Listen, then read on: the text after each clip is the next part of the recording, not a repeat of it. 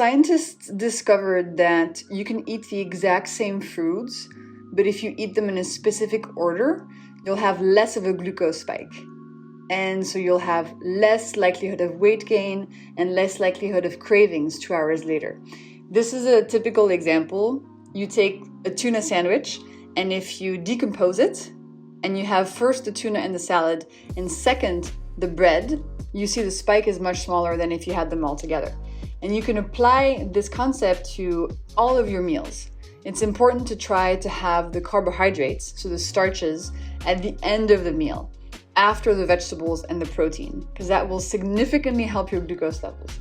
And I've had multiple people reach out to me on Instagram saying, I lost X number of pounds and all I did was change the order in which I eat my food. And that's super cool because it's not hard. It's good for you. You'll feel better. You'll help your body and your mind. And this is the kind of stuff that I share, you know? And I was on this quest to feel amazing every day since I was 19. Because when I was 19, I had an accident and I broke my back. And then I had very intense mental health struggles for a few years afterwards. So I really wanted to understand how my body worked. You know, how does this machine function? And what do I do to feel amazing all the time? And while I was working in genetics, I had the opportunity to put on a glucose monitor, which is what diabetics usually wear on the back of their arm to measure their glucose levels. And all of a sudden, I realized, oh, I'm getting information from the inside of my body. I can see what happens when I eat, when I exercise, when I don't sleep very well. And I felt like all of a sudden my body was communicating with me.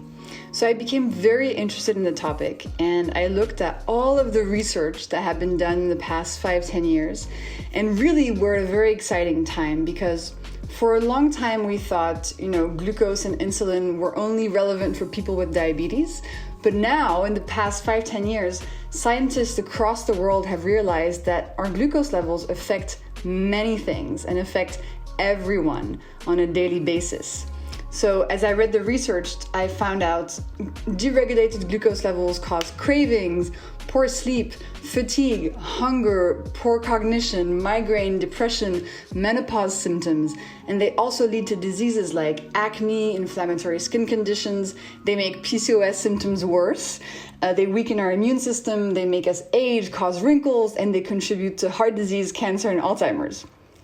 So I was like, whoa, this is very important. And I started sharing all this research on my Instagram profile 2 years ago. For fasting, it's recommended and advised to keep up your electrolytes, which is salt, basically. Can you explain that a bit for people? Yeah, so when you start fasting, you actually are going to see a significant reduction in your insulin levels.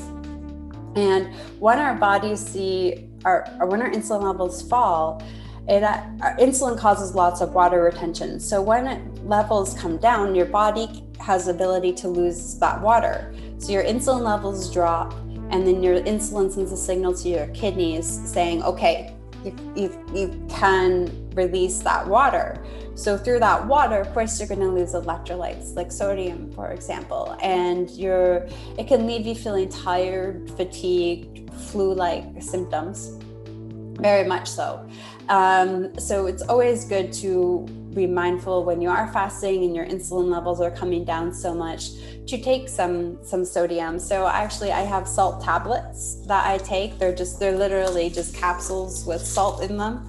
I just find this to be an easy way to take them. So it's literally, you can buy any sort of vegetable capsule and put in a salt of your choice. Is it healthy for stomach? Don't you get ulcers or? No, not at all. It makes you feel good. It helps prevent against water retention and bloat. It helps give you energy, not give you headaches. So salt can be very, very helpful.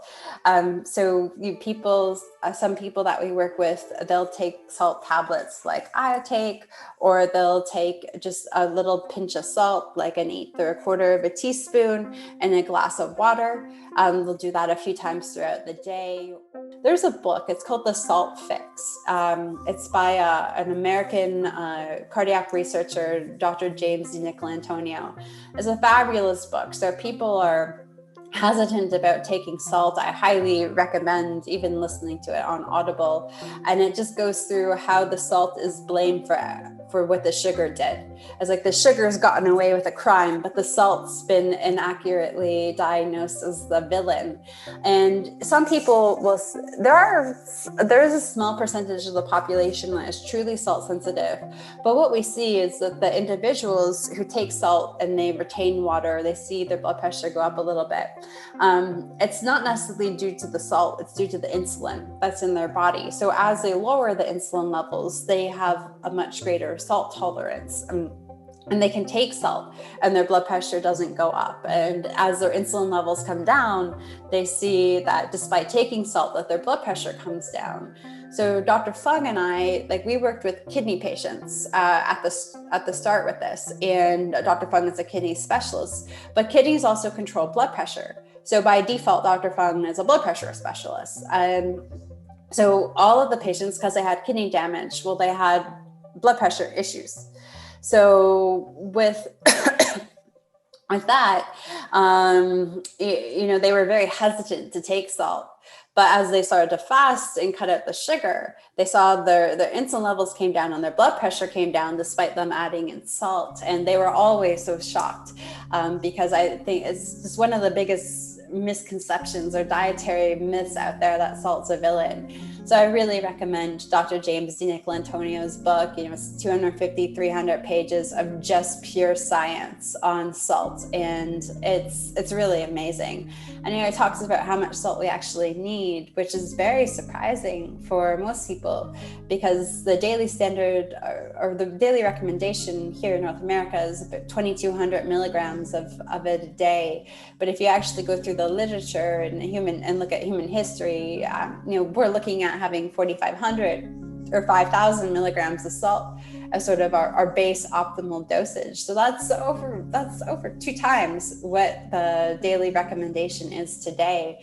And in his book too, he talks about how we got to the daily recommendation, and it's just very silly. There is no research or science behind it. It's just very, very silly. A lot of people associate lethargic feeling with fasting, and actually it comes down to salt.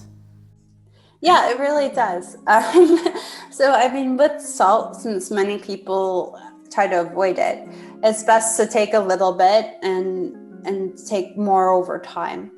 So I take 4 tablets 4 times a day. Start off with 1 tablet 4 times a day and work your way up to see how you're doing. And also, as you reduce your insulin toxicity, you'll be able to tolerate more salt or need more salt to feel better anyways. So yeah, it really eliminates all of these symptoms. I've worked with over 14,000 people from all over the world with fasting, and salt is often that thing that turns the switch on and makes the fasting not just doable, but enjoyable as well.